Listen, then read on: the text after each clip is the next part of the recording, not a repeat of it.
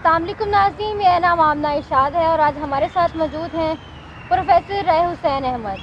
तो जी नाज़रीन, जो आज का हमारा बेसिक टॉपिक है वो है इकनॉमिक क्राइसिस के हवाले से। आज हम इनसे ये जानेंगे जो पाकिस्तान में बढ़ता हुआ माशी बहरान है उसके पीछे क्या वजूहात हैं। नाज़रीन, एक तरफ तो पाकिस्तान में सियासतदान अपनी चालाकियों और सियासी दावपेच पे मसरूफ़ हैं और दूसरी जानिब जो मुल्क है वो शदीद माशी बहरान का शिकार है। और अगर महंगाई की बात की जाए तो जो महंगाई का शरह है वो 32% पर है और स्टॉक मार्केट भी इंतहाई मुश्किलात से दो चार है। और इसी के साथ नाज़रीन, अगर IMF और दूसरे दोस्त ममालिक की बात की जाए तो पाकिस्तान को IMF की तरफ से और दूसरे दोस्त ममालिक की तरफ से भी कोई खातिर ख्वाह जो सपोर्ट है वो भी नहीं मिल रही। लेकिन इसके बावजूद जो पाकिस्तान के वज़ीर आज़म या मोहम्मद शहबाज शरीफ साहिब हैं वो मुसलसल इस कोशिश में लगे हुए हैं कि कहीं से कोई सपोर्ट मिल जाए जिसकी वजह से मुल्क की मीशत को कोई सहारा मिल जाए। जी नाज़रीन, तो आजकल ये सुनने में आ रहा है, हर न्यूज़ चैनल यही कह रहा है कि खुदा न खास्ता पाकिस्तान डिफ़ॉल्ट करने जा रहा है या पाकिस्तान ने डिफ़ॉल्ट कर लिया है। और जो भी सियासतदान आता है वो यही कहता है कि जो हमसे पिछली हुकूमत थी उन्होंने हम पे इतना जो मुल्क को इतना मकरूज़ कर दिया है कि हमसे ये मैशियत जो है संभाली नहीं जा रही और ना ही हमसे बर्दाश्त हो रहा है, जिसकी वजह से जो हमारी मुल्क है वो इस कदर माशी बहरान का शिकार है। लेकिन अगर नाज़रीन यहाँ पर कर्ज़ों की बात की जाए तो अगर हम जापान के कर्ज़ों की बात करें तो जो जापान का कर्ज़ है वो उसके GDP का 266% है। और अगर यहाँ पे अमेरिका के कर्ज़ की बात की जाए तो अमेरिका का जो कर्ज़ है वो उसके GDP का तकरीबन 98% है। लेकिन इन दोनों ममालिक में तो डिफ़ॉल्ट की बात नहीं हो रही और ना ही इनकी जो माशी हालात हैं वो इस कदर ख़राब हैं कि जिस तरह पाकिस्तान में माशी बहरान है। और अगर पाकिस्तान के बैरूनी कर्ज़ों की बात की जाए तो जिनका बैरूनी कर्ज़ है वो उसके GDP का तकरीबन 78% है। तो आज हम इनसे यही जानेंगे कि इस बात के लिए हमें इस बारे में क्या कहते हैं कि ये जो माशी बहरान है उसकी असल वजह क्या है। क्या उसकी वजह जो हमारा मुल्क कर्ज़ों में डूबा हुआ है, क्या वो इसकी वजह है या जो हमारे हुक्मरानों की नालायकी है वो इसकी वजह है। तो आइए जानते हैं इनसे कि ये इस बारे में क्या कहते हैं। अस्सलाम वालेकुम। वालेकुम सलाम। जी, कैसे हैं आप? अल्हम्दुलिल्लाह, अल्लाह का करम। आप बताएं। जी अल्हम्दुलिल्लाह। जी, आपसे हमारा जो आज का पहला सवाल है वो ये है कि जैसे कि मैंने बताया कि जो भी हुक्मरान आता है वो यही कहता है कि हम पे जो हमसे पहली हुकूमत थी उन्होंने हमें मतलब इतना कर्ज़ों में डुबो दिया कि इसी वजह से हमारी जो मीशत है वो ख़राब जा रही है, उसकी सूरत हाल। तो अगर यहाँ पे बात की जाए तो आप इस बारे में क्या कहेंगे कि जो माशी बहरान की असल वजह क्या है? क्या ये असल वजह है जो हुक्मरान कहते हैं या फिर हमारे हुक्मरानों की नालायकी है कि जो इस माशी बहरान की वजह है? जी, देखा जाए तो पाकिस्तान में इस टाइम जो पॉलिटिकल अनस्टेबिलिटी है ये मुआशी बहरान की बहुत बड़ी वजह है। अगर कोई भी हुक्मरान जो नया आता है वो आके कहता है कि पिछली हुकूमत ने सारा कुछ ख़राब किया हुआ तो मैं तो सही करने की कोशिश कर रहा हूँ, लेकिन ये जब ओपोजिशन में होते हैं तब ये सिर्फ शोर डाल रहे होते हैं कि नहीं ये मुल्क को लूट रहे हैं, खा रहे हैं। कोई उन्हें आइडिया, उन्हें पॉलिसी नहीं देते। जैसे दूसरे ममालिक में ओपोजिशन में बैठ के ओपोजिशन लीडर कोई मशवरा देता है, ये सिर्फ दूसरे को गिराने में लगे होते हैं। इन्होंने बारियां बनाई होती हैं, एक बारी एक आता है, दूसरा जाता है, दूसरा आता है, पहले जाता है। बूट पॉलिसी सिस्टम इन्होंने पकड़ा हुआ है इसकी। और दूसरी जो मुआशी बहरान की सबसे बड़ी वजह ये है कि हमारे ऊपर वो लोग ला के मुसल्लत कर दिए जाते हैं जो इस काबिल नहीं होते हैं कि वो चीज़ों को संभाल सकें। मतलब एक बंदा है जिसे मईशत के बारे में कुछ पता ही नहीं, उसे लाके ऊपर मुसल्लत कर देंगे। अगर हम इसहाक डार साहब की बात करते हैं तो चंद दिन पहले तक तो वो बहुत बड़े लुटेरे थे, अभी उन्हें ला के हमारा वज़ीर ख़जाना बना दिया गया। तो हमारे मुआशी बहरान की सबसे बड़ी वजह तो इस तरह के लोग हैं, हमारे ये पॉलिटिकल माफिया हैं।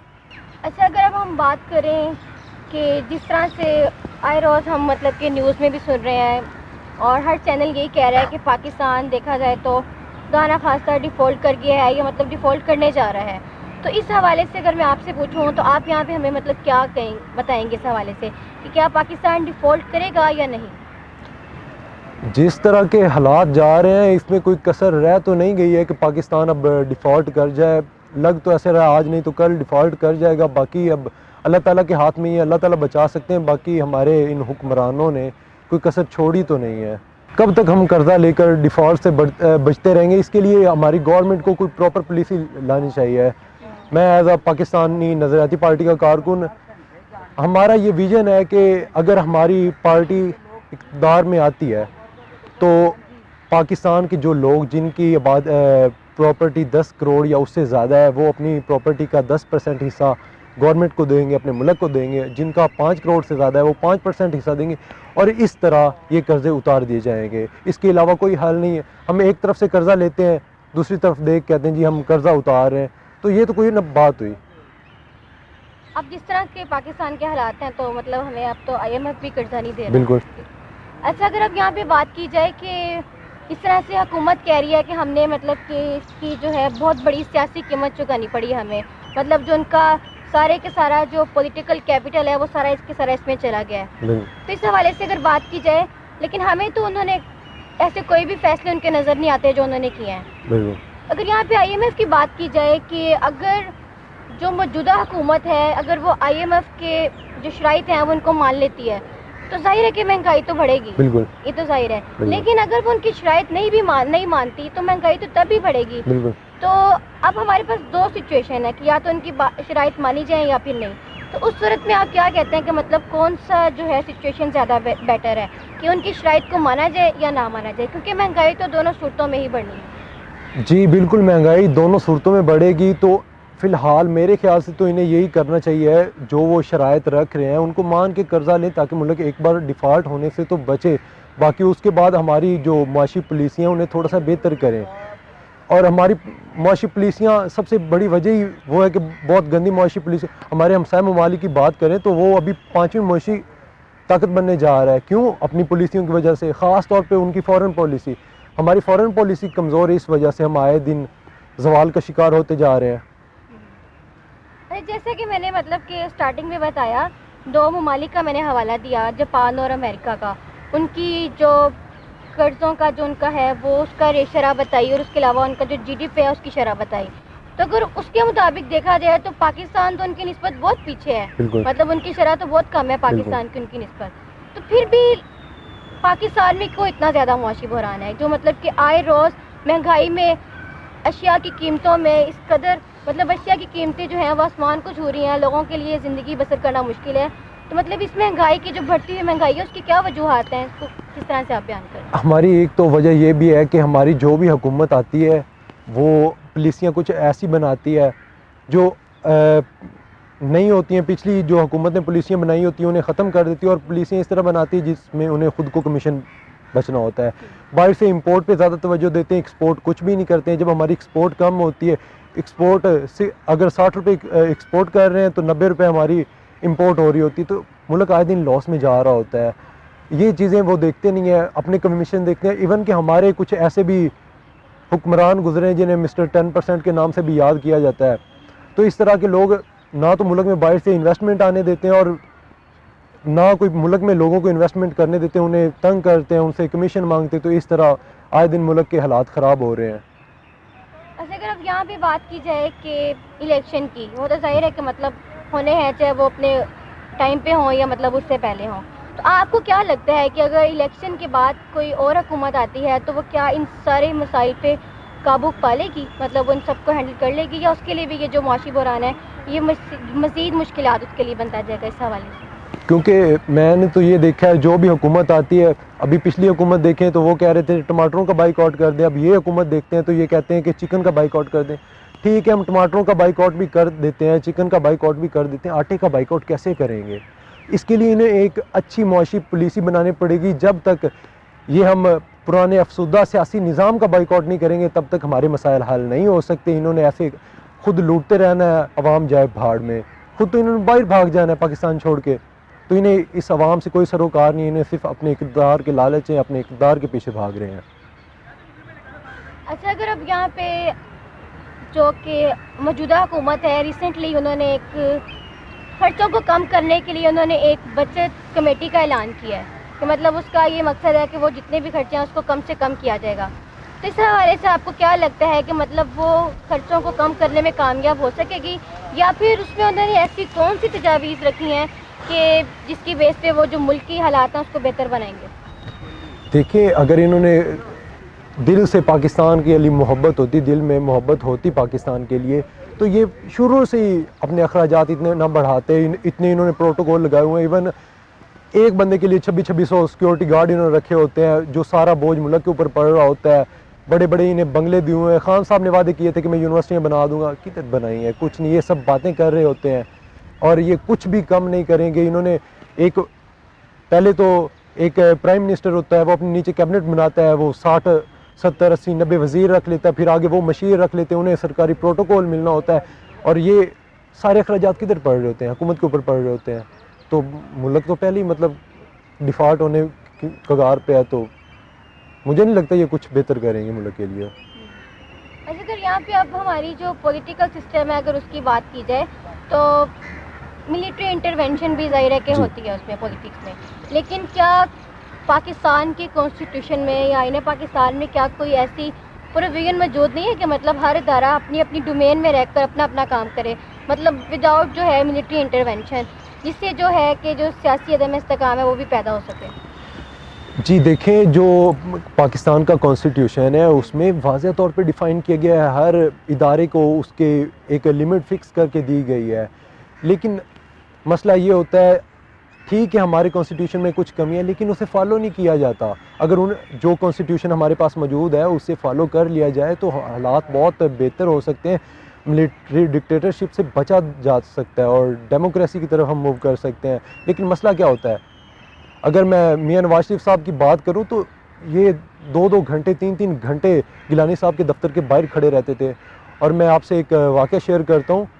میاں صاحب ایک بار گیلانی صاحب کے پاس بیٹھے تھے تو ایک ویٹر آیا چائے لے کے, اور ویٹر نے جب جنرل گیلانی صاحب کو چائے پیش کی تو انہوں نے ویٹر کا سر سے وہ کلا اٹھایا اور میاں صاحب کے سر پہ رکھ دیا. میاں صاحب ماشاءاللہ چٹے گورے تھے, پیارے لگنے لگے. وہ کہتے ہیں کہ ماشاءاللہ میاں صاحب آپ کے سر پہ پنجاب کی پگ جچ رہی ہے. اور میاں صاحب سرخ لال ہو گئے لیکن کچھ بولے نہیں, مطلب کہ ان کے خون میں وہ بوٹ پالش کرنا شامل ہو چکا تھا. اس کے بعد میاں صاحب وزیر اعلیٰ پنجاب بنے اور پھر پرائم منسٹر پاکستان بنے. تو اس طرح کر کے تو یہ اوپر آ رہے ہوتے ہیں, یہ خود آرمی کو انوالو کر رہے ہوتے ہیں اپنی پولیٹکس میں. مطلب اگر یہاں پہ ہم جو آئین پاکستان کی بات کریں تو جیسے مشرف نے کہا کہ جو کانسٹیٹیوشن ہے یہ صرف پیس آف پیپر ہے, تو مطلب یہ بھی ٹھیک ہے, مطلب وہ پیس آف پیپر ہے, مطلب جو ہمارا آئین پاکستان اس پہ عمل یا ان کے دیکھیں جب عمل نہیں کیا جائے گا کانسٹیٹیوشن پہ پھر تو وہ ایک پیس آف پیپر بن جاتا ہے. حالانکہ کانسٹیٹیوشن میں ہر طرح کی پروویژن موجود ہے. پتہ ہے ہمارا کانسٹیٹیوشن جو ہے بڑا عوام دوست کانسٹیٹیوشن ہے. اس میں لوگ عوام کو رائٹس دیے گئے ہیں, ان کی ٹھیک ہے ڈیوٹیز دی ہیں, اداروں کو بتایا گیا آپ کی یہ ڈیوٹی, آپ نے اس لمٹ میں رہ کے یہ کام کرنے ہیں. لیکن مسئلہ اسے فالو کون کرتا ہے؟ اچھا اب یہاں پہ ہم نے مطلب کہ پولیٹیکل پوائنٹ آف ویو سے بھی دیکھا مطلب, لیکن جو اصل ہمارا آپ سے کوشچن ہے وہ یہ ہے کہ جو معاشی بحران ہے اس کی وجہ کیا ہے, اصل وجہ اس کی کیا ہے, تو یہ آپ ہمیں بتائیں. اگر میں اصل وجہ آپ کو بتاؤں تو دیکھیں میں آپ کو ایک سادہ سی اگزامپل دیتا ہوں. لاہور میں اورینٹ ٹرین بنی ہے, ٹھیک ہے اس سے لوگ مستفید ہو رہے ہیں, میں اس چیز کو غلط نہیں کہتا ہوں, لیکن پورے پاکستان کے ٹیکس کا پیسہ لگا, پنجاب پورے کے ٹیکس کا پیسہ لگا. اورینٹ ٹرین کا فائدہ کتنے ہو رہا ہے؟ ایک لمیٹڈ سی آبادی ہے جسے فائدہ ہو رہا ہے. اور یہ ایک طرح ترقی یافتہ ملک کے لیے اورینٹ ٹرین ضروری تھی. لوگ سفر تو کر رہے تھے, آ جا رہے تھے. اگر جو پیسہ انہوں نے قرضہ لے کے اورینٹ ٹرین پہ لگایا, اس کی اورینٹ ٹرین کی جگہ کوئی جینز کی انڈسٹری لگا دیتے, اس سے ایک تو ہمارے ہزاروں کی تعداد میں نوجوانوں کو نوکریاں ملتی, روزگار ملتا, لوگ پیسے کماتے, ہماری ایکسپورٹ بڑھتی, جس کے ساتھ ہمارے ملک میں زر مبادلہ آتا اور ہمارے دوسرے ممالک کے ساتھ تعلقات مزید بہتر ہوتے ہیں جن کے ساتھ ہم تجارت کر رہے ہوتے. اور پھر جو پروفٹ آتا پھر اس کی اورینٹ ٹرین بناتے تو اچھا بھی لگتا. یہ اس طرح کی جو ان کی ناقص پالیسیاں, رائٹ پرسن اور رائٹ پلیس نہیں ہے, فیوریٹزم کی بنیاد پہ انہیں اوپر لایا جاتا ہے اور پھر یہ ملک کا بیڑا غرق کر دیتے ہیں. اب ہمارا جو آپ سے آج کا آخری سوال ہے وہ یہ ہے کہ جو معاشی بحران اس قدر شدت اختیار کر گیا ہے, اس کو کس طرح سے کم کیا جا سکتا ہے, یا کس طرح سے اس کو ختم کیا جا سکتا ہے؟ اس کا سب سے جو بیسک چیز ہے یہ تو عوام کو شعور دیا جائے کہ انہوں نے ایک رائٹ پرسن کو سلیکٹ کرنا ہے, ایک پڑھے لکھے نوجوان کو سلیکٹ کرنا ہے. دیکھیں یہ جو بوڑھے خاندانی سیاستدان بار بار آ رہے ہیں ہمارے اوپر, باپ دادوں سے ہمارے اوپر مسلط کیے گئے ہیں, وہ آگے ہمارے نظام کو تباہ کر دیتے ہیں. فار ایگزامپل آپ امیجن کریں کہ میں نواز شریف کو لیڈر مان بھی لیتا ہوں, مریم نواز نے کیا کیا ہے. میں شہباز شریف کو لیڈر مان بھی لیتا ہوں, تو حمزہ شہباز نے کیا کیا ہے. اور بھٹو صاحب کو لیڈر مان لیا, بے نظیر کو بھی لیڈر مان لیا. بلاول نے کیا کارنامہ کیا تھا جو اسے ہمارے اوپر لا کے مسلط کرنے کی کوشش کی جا رہی ہے. اس طرح کے لوگوں کا ہمیں بائیکاٹ کرنا پڑے گا, ہمیں جو ہمارے جیسے لوگ ہیں انہیں اوپر لانا پڑے گا, اور انشاءاللہ پھر ہمارے ملک کے کچھ حالات بہتر ہو سکیں گے جب ایک پڑھی لکھی عوام, پڑھی لکھی یوتھ پاکستان کی قیادت کرے گی. تو جی ناظرین, یہ تھا ہمارا آج کا شو. آج کے شو میں ہم نے ان سے معاشی بحران کے بارے میں گفتگو کی. تو ان کا کہنا ہے کہ اگر ملک میں الیکشن کے بعد کوئی حکومت آتی ہے تو اس کے بہت سے چانسز ہیں کہ جو ملک کی جو معیشت ہے وہ بہتری کی طرف جا سکتی ہے. تو جی ناظرین, امید ہے کہ آپ کو ہمارا آج کا شو پسند آیا ہوگا. ہمیں دیجیے اجازت. اللہ حافظ.